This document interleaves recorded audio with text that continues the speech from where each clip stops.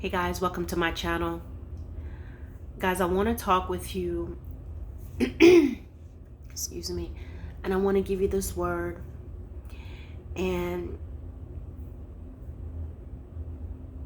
the word is just basically saying,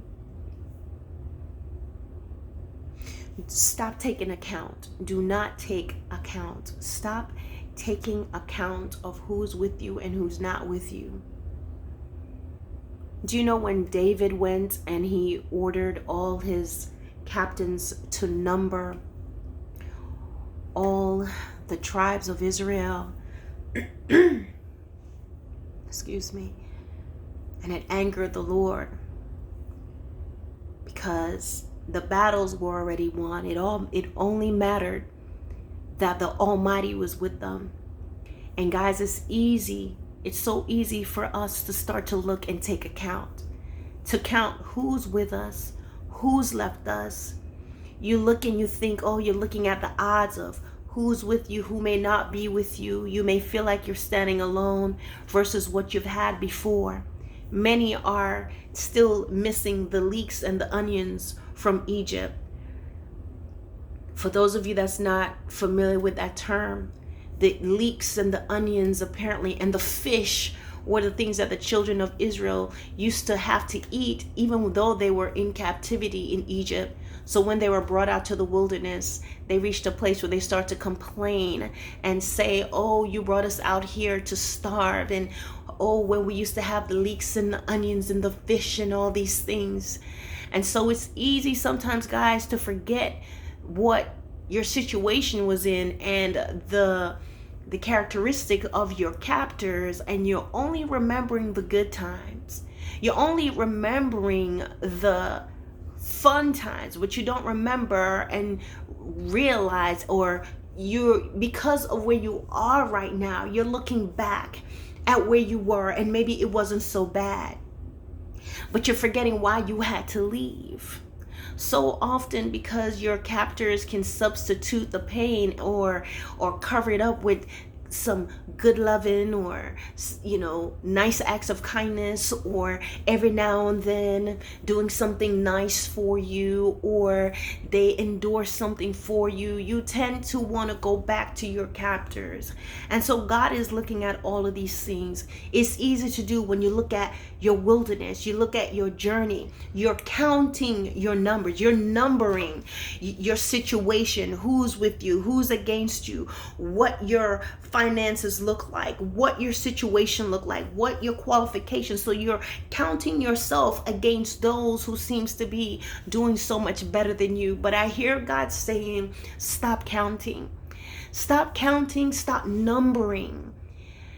Stop thinking about who's left, who's gone, how many went this way versus that way, who you have with you and who you don't have against you. Because God says, I specialize in situation in where the odds are against you. So stop looking and stop counting your numbers. Only believe in me. Only believe in my word to you. If you can't believe my word to you, if you can't believe my words and the things that I've spoken to you, how can I move in your life? Because even if I move in your life, you will believe it has come from some other source. You will believe that it was something that you may have done, or the person that I bring in your life to assist you, you will begin to look at them. The Lord is saying, stop numbering. Stop counting numbers. Stop numbering your situation. Stop counting all the years that you have been waiting for a miracle, all the years it's been since something has happened, how old you are. Stop counting how old you are. Stop numbering your bank account. Stop numbering, doing a count of what you make a month to what it will take for you to accomplish the things that I've told you to do. God says, I am God and I live outside of numbers. I live outside outside of what this world considers to be the road to success and the qualifications for success. God says, I will suddenly pull you from where you are and put you in a platform in the place that you need to be to preach my word, to teach my word. But first, your character must line up with me. Your faith in me must be steadfast. Your trust in me must be solid. What you do now in your wilderness is what you will do when you are in the land of the promise, when you are in the promised land. If you fall away from me now, you will quickly fall away from me when you have the much, when you have the plenty. God wants us to trust him, my brothers and sisters. I know how things seem right now. I know that sometimes you get lonely. I know sometimes you look and think of how much easier it will be to just be able to just flow with the crowd and to do what everybody else is doing and to be able to drink along with your friends and get drunk and do the same things and laugh at the same jokes. But guys, remember that sin is always fun and sin is always good. It is a sweet tasting thing, my brothers and sisters. It tastes good. It satiates the soul. It does. That's what it's supposed to do. But that sweetness is indeed, it is an anesthetic. It is an anesthetic. It is a drug that blinds you and keeps you numb as you go on this quick course that leads you to utter destruction. And it's so fast that it seems slow. It seems like all is well. God is calling us to trust him no matter what. Trust him no matter what.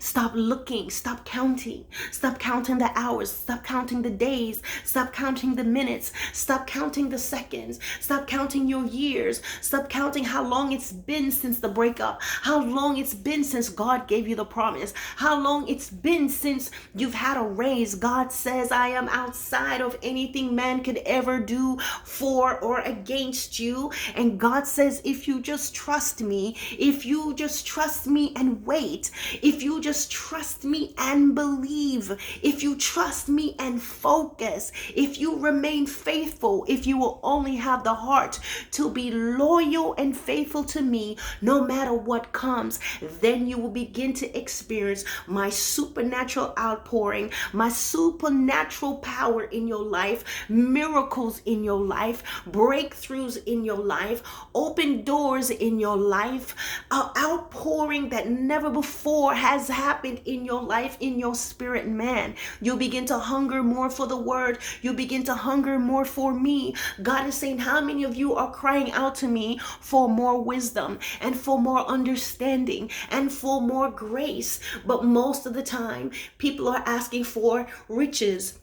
People are asking for blessings. People are asking for gain. Very rarely are people asking for wisdom, for knowledge, for discernment. Very rarely are the prayers very rarely are the prayers asking that they will learn to love their neighbor as themselves. Very rarely are prayers for those who are in need and how they can be a help to those in need. God is saying the dynamics of prayer has changed from it going from being thy will be done to my will be done. Nobody wants to pray thy will be done as it is in heaven. People want their will to be done. People want me to move and do what they want. People don't care about others. People are praying to me with unforgiveness in their hearts and malice and strife. They can't say, give us this day our daily bread, because people don't want